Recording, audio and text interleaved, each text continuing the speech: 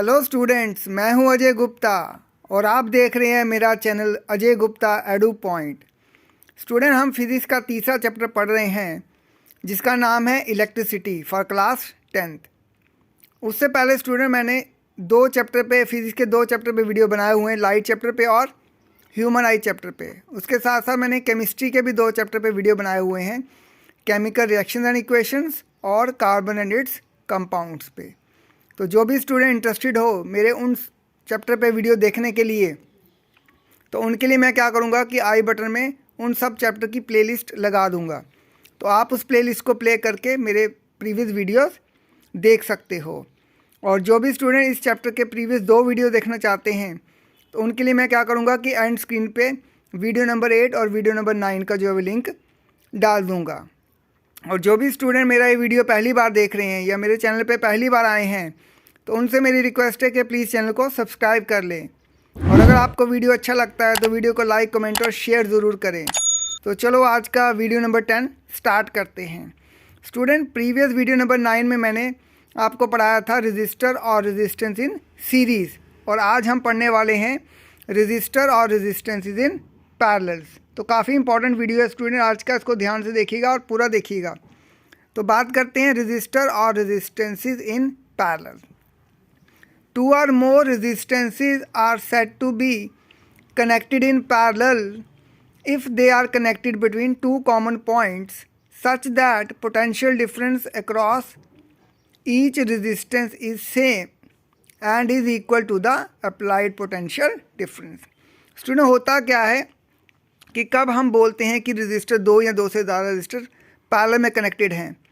जब वो सारे रेजिस्टेंस जो है वो दो कॉमन पॉइंट के बीच में कनेक्टेड होंगे। जैसे कि आप फिगर में देख सकते हो, मैंने तीन रेजिस्टर लिए हैं, R1, R2 और R3, और तीनों के तीनों रेजिस्टर जो है वो पॉइंट A और पॉइंट B के बीच में कनेक्टेड हैं। तो जब भी कभी ऐसा हो कि जो भी रेजिस्टेंस के दोनों एंड पॉइंट, स्टूडेंट रजिस्टर के दो एंड पॉइंट होते हैं, एक लेफ्ट हैंड और एक राइट हैंड। आप देख सकते हो R1 भी A और B में कनेक्टेड है, R2 भी A और B पॉइंट पे कनेक्टेड है और R3 भी A और B पॉइंट पे ही कनेक्टेड हैं। जब कभी भी दो या दो से ज़्यादा रजिस्टर्स के एंड पॉइंट कॉमन आ रहे हों, सेम आ रहे हों, तो हम बोलेंगे कि वो जो रजिस्टर हैं वो आपस में पैरेलल में कनेक्टेड हैं।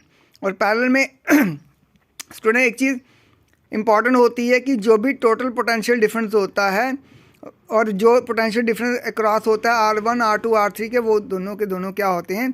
बराबर होते हैं। दूसरे वर्ड में हम ये कह सकते हैं कि इन केस ऑफ सीरीज़ जो है वो करंट सेम रहती है सभी रेजिस्टेंस में, और in case of parallel voltage जो है वो सेम रहती है सभी रेजिस्टर की।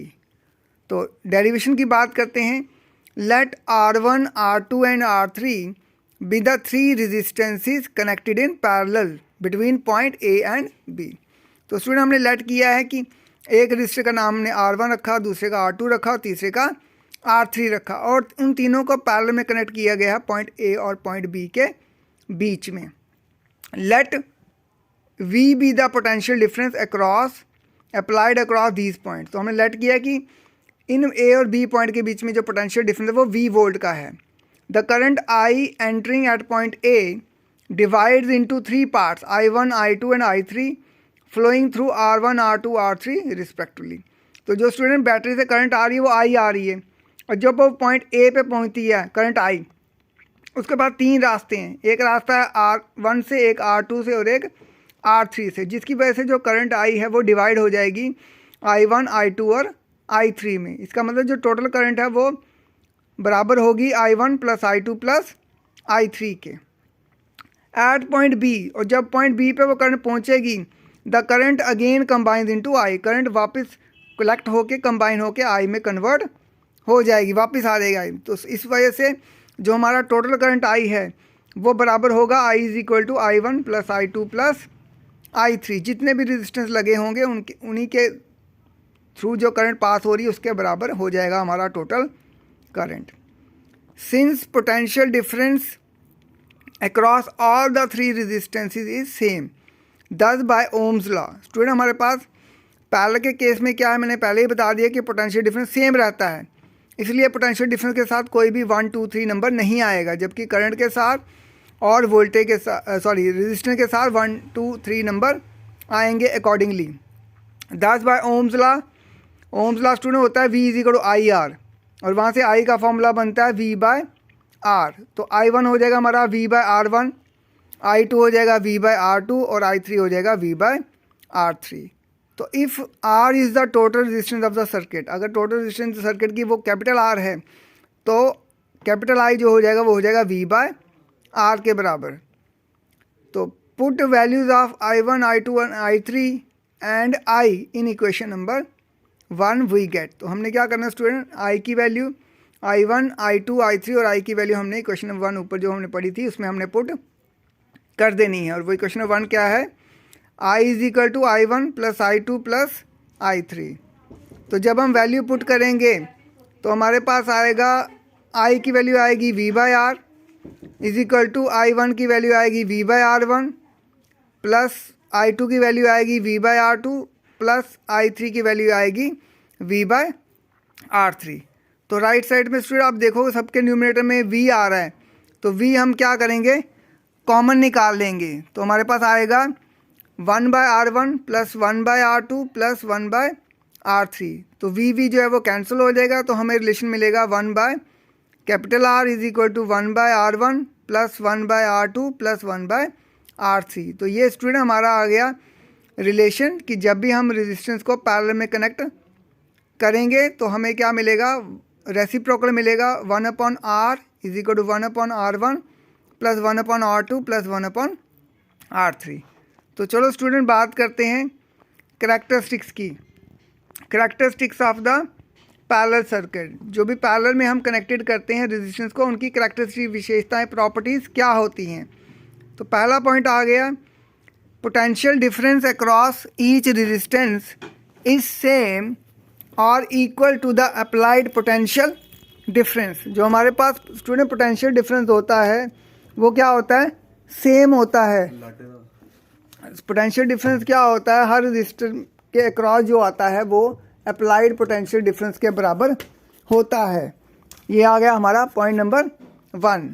उसके बाद स्टूडेंट हमारा सेकंड पॉइंट आ गया कि जो टोटल करंट होती है सर्किट में वो बराबर होती है sum of the current through the individual resistance. जो भी इंडिविजुअल रेजिस्टेंस है उसके थ्रू जो करंट पास हो रही है उन सब के सम के बराबर होती है। तो तीसरा पॉइंट स्टूडेंट आ गया, the value of equivalent resistance in parallel combination is always less than the smallest resistance. Student parallel combination में क्या होता है, जो टोटल रेजिस्टेंस का आंसर आता है पैरेलल कॉम्बिनेशन में वो हमेशा क्या होता है, कम होता है। जो भी उनमें सबसे छोटी रेजिस्टेंस होती है उससे भी हमारा आंसर जो है वो नेट टोटल रेजिस्टेंस का आंसर छोटा ही आता है। अब लास्ट पॉइंट है student, the reciprocal of total resistance is equal to the sum of the reciprocal of individual resistances. तो इसमें स्टूडेंट हमारा ये है कि जो हमारी टोटल रेजिस्टेंस या इक्विवेलेंट रेजिस्टेंस भी बोलते हैं, उसको नेट रेजिस्टेंस भी बोलते हैं और रिजल्टेंट रेजिस्टेंस भी बोलते हैं, उसकी जो वैल्यू है हमने क्या करना है, उसका रेसिप्रोकल लेना है। वो इक्वल होगा जो भी हमारे पास इंडिविजुअल रेजिस्टेंस है उनके रेसिप्रोकल के सम के बराबर होगा। तो ये थी स्टूडेंट हमारे पास characteristics of the parallel circuit. In homes electrical devices are connected in parallel. Student हम घर में हमारे पास जितने भी इलेक्ट्रिक डिवाइसेस होते हैं उनको हम पैरेलल में कनेक्ट करते हैं, नॉट इन सीरीज़ में हम नहीं करते। उसका क्या कारण है वो भी मैं आपको बताता हूँ। Any electrical device can be turned on और off without affecting the functioning of the other electrical devices. Student हमारे पास घर में जितने भी इलेक्ट्रिकल डिवाइसेस होते हैं उन सबको हम पैरेलल में कनेक्ट करते हैं और सीरीज़ में नहीं करते हैं, क्योंकि उससे क्या होता है, पैरेलल में कनेक्ट करने से हम डिवाइस को इंडिपेंडेंटली ऑफ ऑन कर सकते हैं।